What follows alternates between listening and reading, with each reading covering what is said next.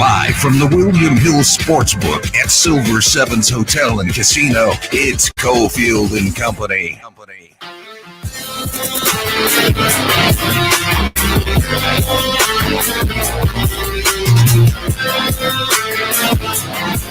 Here we go, 4 o'clock hour, so Big 5 at 4 is coming up. On the road, Silver Sevens, Adam Candee is the company. We're rolling live right now up on Facebook and Twitter and YouTube. Let's fix that screen. There we go. That's better. Candee, 77-cent beers at Silver Sevens, starting tonight for all NFL games. My Lord. Football is great. 77 cents. You heard him correctly. Yes. 77 cents. Think about it. You hit that second beer, you hit that third beer, and you're like, I don't know, man. Do I want to keep paying for this? You can drink your face off, and you have plenty of money left for the Lyft or Uber or taxi home. Come on. It's easy. Battle-Born Injury Lawyers presents the Big 5 at 4. Number 5. We talk a lot of fantasy football on the show. One, because we're competitive. Two, because it's gambling. I don't know that we're that concerned, Candee, about flashing our football knowledge, because fantasy football, it's a fantasy. It ain't real football. But I thought it was pretty interesting on one of our favorite sites, Jason Barrett's site. A dude wrote that media should be required to share fantasy league final results. I don't know if he was trolling. I read through it. It was one of the dumber things I've read this week. Do you believe that? That, hey, you guys need to be called on the carpet for your football knowledge. If you're going to question John Gruden, let's see your fantasy team. Yeah. Same thing. That's pretty much it, right? Like, you can judge how smart I am on my takes by my fantasy team. Got it. So you think that the way that I was managing the late night happy hour football draft, where I took care of like 5 minutes of it in a parking lot, 20 minutes of it in the drive-through waiting for food, that determines my knowledge that you should be grading me on, huh? Yep. Cool story, bro. You don't know anything about real football because you're fantasy football team. I got double fries. Well done. Sorry, what? 43. Wait, who am I betting on? Your team actually turned out pretty good. Well, a couple of things came out in the story. The guy said, I quit playing years ago. As a lifelong suffering Jets fan, I found myself either not taking Dolphins players or Bills players. I'm like, bro, then you can't play fantasy football, and you're not interested in competing, and you're not interested in gambling. So right off the bat, you know nothing about fantasy football if you're allowing your fandom to get involved. I don't give a rat's ass if the best player available is a Dolphin, a Bill, a Patriots player, and they're playing what am I going to sit them? No, I'm trying to win money. I'm trying to win. The idea that I couldn't bet against the New York Giants, like, I know how bad my team is. That's half the fun. Like, I know that I can at least enjoy watching the game because I can bet against them because I know what's going to happen in certain situations. Well, no air quotes, of course. But, yeah, come on, man. Money has no affiliation to a team. This person finished up by writing, the sports guys who go on the air and can fix the lineup, solve the power play, scheme a new defensive front, all without ever going to practice. Wait, what's going on here? By the way, this guy's a PD at a sports station. Like, he's a program director. Could you hate your staff anymore? And he should know much of what we do on the air. We have opinions, but I'm not ever going to sit here and say that 100% I know more football than any head coach or assistant coach or any of that. And anyone who's saying that, it's a bit. And if people buy into it, like program directors, it's a really good bit. Come on.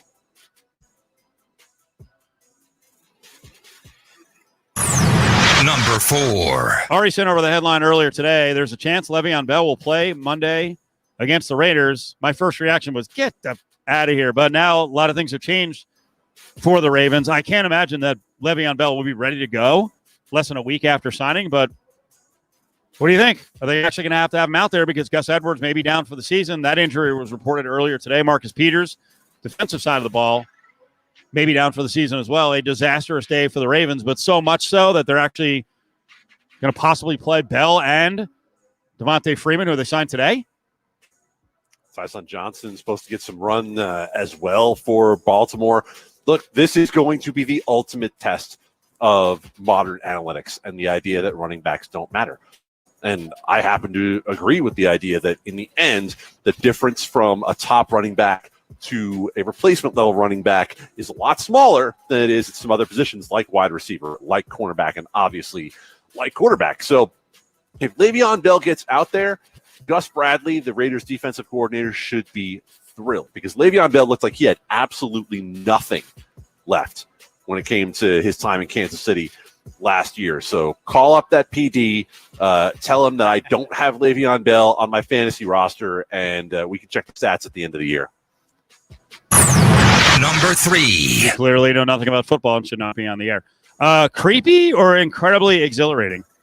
Did you see the video of some fella making a gigantic photo of Derek Carr's face? I guess it would be a photo, but a picture of Derek Carr's face using Rubik's cubes.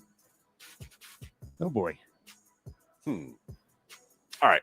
I will preface this by saying that one of my favorite art installations in all the world is at a brewery in San Diego, in which they took like a 50-foot high wall, used all Post-it notes, and created Michael Jackson and Bubbles. It is one of the greatest things I've ever seen. That's a little creepy. This is kind of cool, I guess. I think the most remarkable part is that Derek Carr doesn't usually generate this kind of positive interaction with fans. Like, I think the Raiders fans who like Derek Carr just kind of like, yeah, he's cool, we can kind of run with him. And the ones who don't like Derek Carr are the ones who are throwing things at him when they're leaving Oakland Coliseum at the end of their time there. So I guess it's kind of interesting that someone cared enough about Derek Carr to use the Rubik's Cubes. What do you think of the hairline? That was my biggest concern. A lot of hair. Well, listen, if you are a fan and you care enough to make Derek Carr out of Rubik's Cube, yes, you're not going to troll him with like the Ron Popeil spray hair. Come on. No, you're going to give him his hairline is going to be just above his eyebrows. It's not going to be fading backwards. No, look, dude, it's going to be like LeBron in his dreams, right? Like the one thing LeBron can't fix in all of his wonderful world is the hairline. Like Carlos Boozer is going to look at that and go, maybe a little much. Number 2. We got the stadium. The city is open. People are fired up, putting up record gambling numbers the last couple of months in Sin City. And we got the NFL and the Raiders. Every Raiders home game weekend is going to be freaking awesome. Yeah. People get to keep their jobs. Everyone's making money. We're back, baby. Every Raider home game weekend is going to be awesome. Except Ari says that the Philly Eagle weekend here is going to be a disaster. Why is that, Ari? I was taking exactly what Adam Hill said about a month ago. He always accused me of not listening. And Adam, I actually made a promo out of it. Adam specified that the 24th will be a real fun day because, what is it? The Eagles will be here. Was it the Islanders for a hockey game? They're real fun. And I believe EDC or one other thing that's going to – there's all kinds of crazy stuff going on. So it's not be me being negative, simply pointing out something I heard from a reputable source. Candee, what do you think about sending over stories that you heard from someone else? From our co-host. Come on. Especially saying I'm not being negative and yet quoting maybe the most negative human being on the face of the earth by saying I'm not negative. It's that Adam Hill is negative. Yeah. I'm going along with that. Listen, man, don't talk about any Raiders game at home this year in terms of the crowd. If you lived here during the NBA All-Star game, you know that whatever you think might happen during a Raiders game will never in a million years compare to what went on during that weekend. It's going to be fine. It'll be awesome.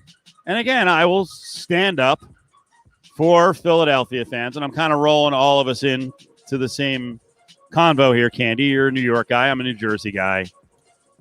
There's a lot of bluster, and there may be some loudmouth jackasses, and there'll be a few that get, decked by Raiders fans, but they're hardcore fans.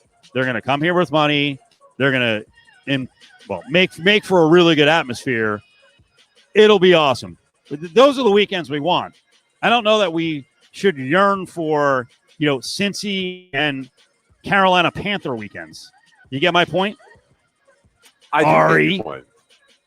And Ari, I bet, gets your point too. And let's keep in mind, the whole economics of the stadium are based on people coming here in massive numbers from other cities and staying in our rooms and spending money in Las Vegas. So please, the more you who want to come, the better. In many ways, the radio station's survival is built upon people coming here. Ari. So am I off the 24th? Is that what you're trying to say?